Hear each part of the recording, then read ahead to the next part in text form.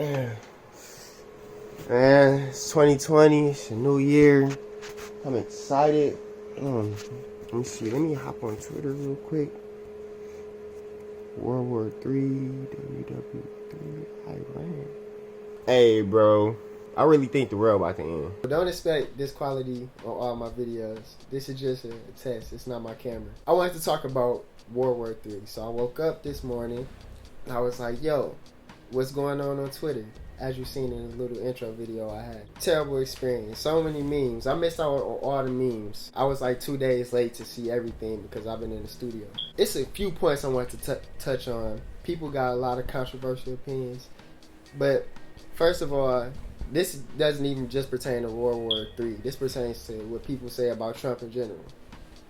The United States has always been under bad management since its beginning. Trump is not the worst president. He's just the most outspoken one. We've had terrible presidents all throughout our history. They've all been racist, bigoted. They've all put black people under subjection. They all did some of the worst stuff any leaders in the history of humankind has. To exclusively point out Trump as this terrible person, which he is for the most part, it's kind of ignoring history. And it's kind of making old presidents seem like they were like some good, righteous people, and they definitely weren't. So yeah, Trump is just the most outspoken manager we've had. If you look at the United States as a business, we've all been under terrible management. And everybody knows that no employee wants to work with anybody that's under terrible management. So I've been seeing a lot of people say, quote unquote, soldiers know what they signed up for. And that's true, but that's also where I have to bring in my own personal opinion, because that's the reason why I wouldn't sign up for the military, because I know what I'm signing up for. From the very start, I always assumed that if I joined the military, I would be in a war, and I'm not about that life. I'm not willing to put my life on the line to fight for men and women that I don't know personally, and the only thing that we have in common is the country in which we were born. That seems like the most backwards thinking ever. Just because we were both born in the United States and I have this patriotism, which is another cultural statement, another cultural thing ingrained in us, which is it's almost like making us robots to automatically want to fight for our country when we really have no alliance with this land that we were born in. We didn't choose to be born here. We have no significant reason to be here. So I'm not willing to put my life on the line to even protect or defend these people. The country, it's a lot of, as everybody knows, it's a lot of racist people in this country. So what you signing up in the military to protect those people as well? That don't really make sense. So when people say soldiers know what they signed up for, I hope so. I hope they do. Now, it's a lot of people and a lot of soldiers that say they signed up for our protection and to protect us or protect me. Whenever I bring up a point about the military, they say, oh no, I'm protecting you. Okay. So that's true on one level. I'm sure that every soldier want to protect us, right? But becoming a soldier, as we know it, it's all a part of what I would call cultural deception. So from the second that we were born, we are told that soldiers are these noble, heroic, protecting, saving people. Like they're not just regular human beings like us, like me and you. Like they went above and beyond to show that they had these superheroic characteristics, like Captain America or something. For some reason, because they joined the military, they automatically just better people, right? They're more likely to be hired and work. Like all these things are attributed to them just because they joined the military. But in reality, and this is all connected, a soldier is really just a tool of the U.S. government. Or no, not even the U.S. government. Governments worldwide. Soldiers are tools, extensions of the government's hands into other countries. The reason why soldiers are associated with all these good, positive characteristics is because they have to lure in young adults. They have to lure in the idea that soldiers are very good in order for us to want to become soldiers and to join them and to blindly be patriots and their agenda. These people, we don't know who these people are in the government. Most people can't even name their senator. Most people can't name who the vice president is now. Thinking about joining the military or fighting for these people, fighting for their agenda is crazy. It's like I said before, soldiers know what they signed up for. You joined the military and you knew Trump was president. Why would you do that? So if people making jokes about the war, and you feel offended, you knew Trump was president when you signed up. You made the dumb decision. If we can joke about you being in the military, that's your fault. Now there are people that's taking jokes too far. I seen this guy on TikTok. He's in the military, and people were commenting like, "Okay, once you die, can I have your TikTok?" Like that's not even funny. That's just like stupid, immature. I'm pretty sure it was like kids. It's a lot of kids on the app.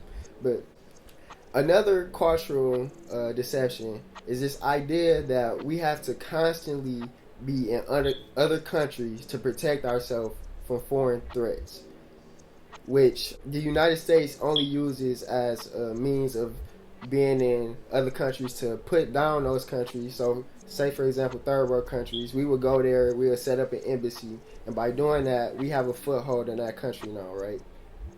So that's what the United States does. We control the distribution of wealth in those countries. If we go to the Middle East, we're more likely to be around the oil industry. We can control what goes where. So the military, what I'm trying to say here is that the military is the United States government's way of getting into other countries and establishing something. But the way that they do this is through saying that we're there to protect that country. Just like they say that they send the military there to protect us. Well, we really don't need to go to another country to be protected. We can protect ourselves from here, right? And the prime example of that is, think about if a war broke out right now. We got troops stationed all around the world. If somebody went to attack America right now, they shot missiles at the United States. The troops that's all around the world, it's irrelevant at that point. It doesn't matter if you got troops all around the world at that point. Because the only thing that matters at that point is how we protect the United States. True protection. By us having people all around the world stationed in different countries, controlling the wealth, controlling the governments, controlling who's in power, that has nothing to do with our protection truly when it comes down to it. That's just a way for them to secure the minds of Americans, secure the minds of the masses, and make them feel like they have some type of peace and safety, when in reality, we don't. And I think most importantly on this point is that they use your friends and family they use your friends and family to make you join the military. So they say if you really want to protect your friends and family, the best way to do it is through them. Like, we don't have the right to bear arms here. Because the reason we have the right to bear arms, if you guys didn't know, is if any type of threat came to the United States, whether it be the government itself, the United States government, or a foreign threat, we have arms to protect ourselves. So what they were doing with that amendment, they were basically making the entire United States an army in and of itself. We are all soldiers. And that's like extremely important in my next point. When people say that soldiers, like, they are this great thing, they went to protect the country. We all want to protect the country. And when I say country, I mean our friends and family. We all want to protect our loved ones. Just because you go into the military don't mean you want to protect your loved ones more than I do or more than the next person does. The military, it doesn't automatically... The main point of this is that the military doesn't automatically give you these superpowers and make you this great person. It's terrible people in the military. It's terrible citizens as well. Civilians. So, they say that they go to the military to protect us, right? But a lot of... And this is like so crazy to me. A lot of the threats that come to the United States comes from the United States government. You telling me that you joined in the military to protect the United States from the United States government? How? It doesn't make sense. The United States government is the threat. If you really want to protect the United States, you have to go to the government itself. But no soldier has the power to do that. None of us really have the power to do that. To not even overthrow the government, but make a change in it. because it's at this point it's too far gone. So a lot of people didn't even join the military for noble reasons. They really joined the military out of lack of options, especially in the black community, right? So people didn't have the ability to go to the college that they wanted to, or any college at all. They didn't have a job. They really didn't have finances. Just the way that their situation was set up, they didn't have an option. The military is always an option, right? So they can go to the military and be well off. That just brings like this whole thing together to me. They try to, the United States government and our culture, the Western culture, not even just the United States, Western culture tries to give you so many incentives to make you fight for the country and to fight for these powerful men that sit at the top of the throne that nobody can really see, nobody really know of, and nobody in cahoots with, nobody can talk to. They want you to fight for them so bad so their hands don't get dirty. But they really make it seem like this noble pursuit and effort when it's really not. It's really not at all. It's all a deception, basically.